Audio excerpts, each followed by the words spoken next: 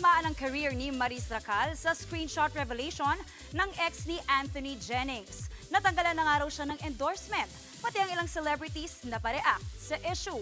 Nasa frontline ng balitang yan, si MJ Marfori. Next!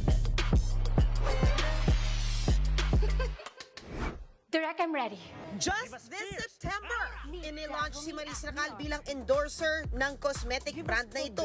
Pero matapos masangkot sa cheating issue, kaugnay kay Anthony Jennings, tinapos ng Dazzle Me ang partnership nila kay Maris Racal bilang endorser. Pero kailangan raw nila itong gawin para mapangalagaan ang integridad ng kanilang produkto. Ang ilang artista, hati ang opinyon sa isyung kinakaharap ng Mathon. Ang aktor na si John Arcilla, ayaw raw manghusga pero tila hindi rin napigilang magbigay ng banat kay Anthony. Ang aktres naman na si Rica Peralejo, walang direktang kinampihan sa mga sangkot. Lahat daw ng tao ay may good at bad side. Pero ang mapahiya dahil sa maling gawain gaya ng cheating, deserve. Nagbabalita mula sa Frontline, MJ Marfori, News 5.